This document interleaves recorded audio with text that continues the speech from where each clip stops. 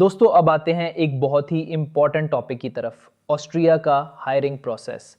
ज़्यादातर पाकिस्तानी कैंडिडेट्स ये समझते हैं कि बस ऑनलाइन अप्लाई करने के बाद फ़ौरन जॉब ऑफ़र लेटर आ जाएगा, लेकिन ग्राउंड रियलिटी थोड़ी डिफरेंट है। यूरोप में हायरिंग सिस्टम बहुत स्ट्रक्चर्ड और प्रोफेशनल होता है। अगर आप वाकई ऑस्ट्रिया में जॉब हासिल करना चाहते हैं तो इस प्रोसेस को समझना बहुत ज़रूरी है।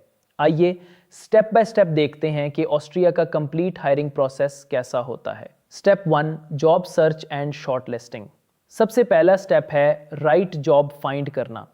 आपको वेरीफाइड वेबसाइट्स जैसे AMS, career.at, StepStone, LinkedIn, Indeed वगैरह पर जॉब सर्च करनी चाहिए।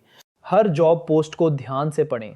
रिक्वायर्ड स्किल्स, एक्सपीरियंस और लैंग्वेज रिक्वायरमेंट्स अक्सर जर्मन मेंशन होते हैं। इन चीज़ों को जहन में रखें। एक ही CV सब जगह ना भेजें। हर जॉब के मुताबिक थोड़ा कस्टमाइज़ करें ताकि ATS एप्लीकेंट ट्रैकिंग सिस्टम आपका CV सिलेक्ट करे। Step 2, application submission. जब आपको सूटेबल जॉब मिल जाए तो आप अप्लाई करते हैं। आमतौर पर कंपनी आपसे 2 चीज़ें मांगती है, CV, Europass format, cover letter, motivation letter. Cover letter बहुत इंपॉर्टेंट होता है। यही दिखाता है कि आप वाकई इंटरेस्टेड हैं और आपने जॉब डिस्क्रिप्शन प्रॉपरली पढ़ा है।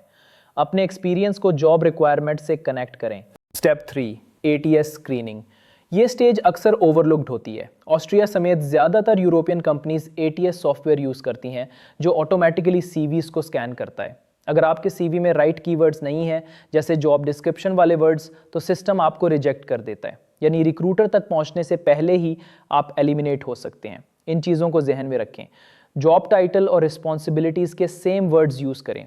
फैंसी डिज़ाइन, ग्राफिक्स या टेबल्स अवॉइड करें। Step 4, HR shortlisting. अब कंपनी का human resources HR department shortlisted CVs को मैनुअली देखता है। वो चेक करते हैं कि कैंडिडेट लीगली ऑस्ट्रिया में काम कर सकता है या वर्क वीज़ा स्पॉन्सरशिप की ज़रूरत है। नॉन EU एप्लीकेंट्स जैसे पाकिस्तानी कैंडिडेट्स के लिए HR देखता है कि आया कंपनी वीज़ा स्पॉन्सरशिप ऑफर कर सकती है या नहीं। Step 5, interview process. अगर आप शॉर्टलिस्टेड हो जाते हैं तो अगला स्टेप होता है इंटरव्यू। ये प्रोसेस 2 से 3 स्टेजेस पर मुश्तमिल हो सकता है। इनिशियल HR इंटरव्यू, ऑनलाइन और for phone. Basic questions, background, motivation, relocation interest, expected salary. Technical interview, field related test या discussion, IT, engineering, hospitality, health care वगैरह के हिसाब से मुख्तलिफ होता है। फाइनल इंटरव्यू, लाइन मैनेजर या डायरेक्टर से, ताकि कल्चरल फिट देखा जा सके। इन चीज़ों को जहन में रखें। ऑस्ट्रिया में प्रोफेशनलिज्म और पंक्चुअलिटी को बहुत वैल्यू दी जाती है। इंटरव्यू से पहले कंपनी रिसर्च करें। जर्मन में ग्रीटिंग्स बोलें, ये पॉजिटिव इंप्रेशन छोड़ता है। Step 6, job offer. अगर आप तमाम इंटरव्यूज़ क्लियर कर लेते हैं तो कंपनी आपको जॉब ऑफर लेटर या एम्प्लॉयमेंट कॉन्ट्रैक्ट भेजती है। ये डॉक्यूमेंट वीज़ा प्रोसेस के लिए सबसे इंपॉर्टेंट होता है। इसमें मेंशन होता है salary, working hours, job title, duration of contract. याद रखें, अगर कोई एजेंट या रैंडम पर्सन कहे कि 2 दिन में ऑस्ट्रिया का वर्क परमिट दिलवा दूंगा तो वो 100% स्कैम है। ऑस्ट्रिया में लीगल हायरिंग हमेशा कंपनी के थ्रू और ऑफिशियल डॉक्यूमेंटेशन के साथ होती है। Step 7, visa process.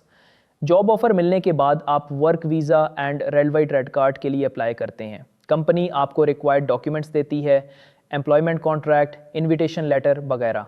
आप ऑस्ट्रियन एम्बेसी इस्लामाबाद में अप्लाई करते हैं। Visa process normally 6 to 10 weeks लगता है अगर डॉक्यूमेंट्स कंप्लीट हों। Step 8, arrival and registration. Austria पहुंचने के बाद आपको लोकल रजिस्ट्रेशन, मेल्डेजेटल और रेजिडेंस परमिट एक्टिवेशन करानी होती है। फिर आप लीगली ऑस्ट्रिया में रहकर काम कर सकते हैं। ऑस्ट्रिया में सक्सेस उन्हीं को मिलती है जो रिसर्च करते हैं, पेशेंस रखते हैं और प्रॉपर प्रोसेस फॉलो करते हैं। No shortcut, no fake offers, सिर्फ स्मार्ट स्ट्रैटेजी और कंसिस्टेंट एफर्ट।